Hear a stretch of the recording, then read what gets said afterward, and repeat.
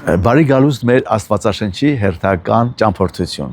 Մենք շարունակում ենք մեր սուրբ գրքի ուսումնասիրությունը, ծննդոցից մինչև հայտնություն, եւ տեսնելու ենք, թե ինչպես ամբողջ Աստվածաշունչը վկայում է Հիսուս Քրիստոսի մասին։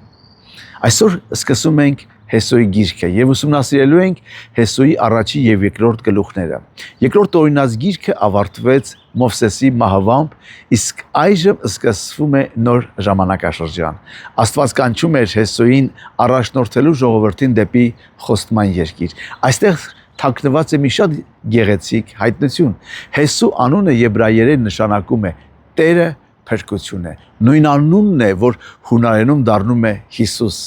Սա պատահական չէ, սիրելիներ։ Հեսուն այն մարդն էր, որ ժողովրդին մտցրեց խոստման երկիր, իսկ Հիսուսն նա է, ով մեզ մտցնում է Աստծո արքայության մեջ։ Հեսոյի առաջի գլխում Աստված ասում է. «Քաջացիր եւ զորացիր»։ Այս խոսքերը կրկնվում է մի քանի անգամ։ Ինչու՞։ Որովհետև Հեսոյի առջև մեծ պատասխանատվություն կար, սիրելիներ, բայց Աստված նրան խոստանում է. «Ես քեզ հետ կլինեմ, չեմ թողնի քեզ եւ չեմ լքի քեզ»։ Այս խոսքերը միայն Հեսոյի համար չէին,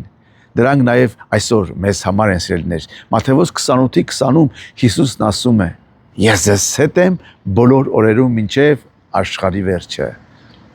Ինչպես Հեսուն ուժ էր ստանում Աստծո ներկայությունից,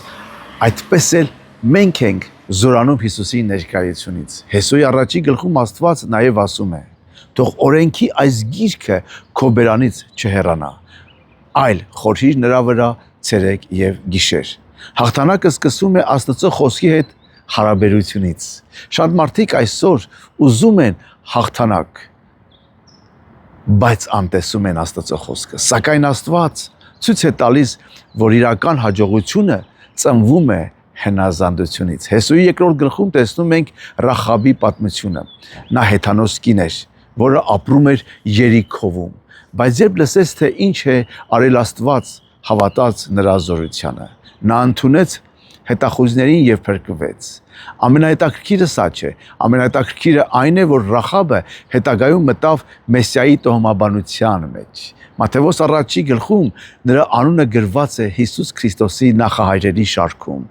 Ինչ մեծ շնորհ, մի կին, որին աշխարհը մերժել էր, դառնում էր Աստծո փրկության ծրագրի մի մասը։ Հիսուսը եկավ ոչ թե կատարյալների համար, այլ մեղավորներին փրկելու։ Ռախաբի կարմիր պարանը, որ կախված էր նրա պատուհանից, շատ մեկնաբաններ տեսնում են որպես Քրիստոսի այրան պատկեր։ Այդ նշանը փրկեց նրա տունը դատաստանից։ Ինչպես Քրիստոսի այրունն է փրկում մեզ հավերժական դատաստանից։ Այս գլուխներում մենք տեսնում ենք, որ Հիսուսը մեր ճշմարիտ Հեսուն է։ Նա առաջնորդում է մեզ,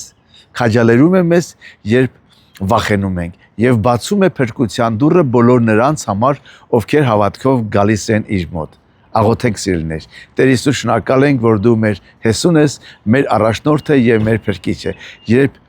վախենում ենք, օգնիր մեզ քաջանալ քո ներկայության մեջ։ Սովորեցրու մեզ սիրել քո խոսքը եւ վստահել քեզ։ Ամեն։ Սիրելիներ, շնորհակալ եմ, որ դուք հետևում եք։ Աստված օրհնի ձեզ, հաջորդ գլխում կհանդիպենք Աստծո կամքով։ Թող Աստված օրհնի քո տունը եւ ընտանիքը։ Ամեն։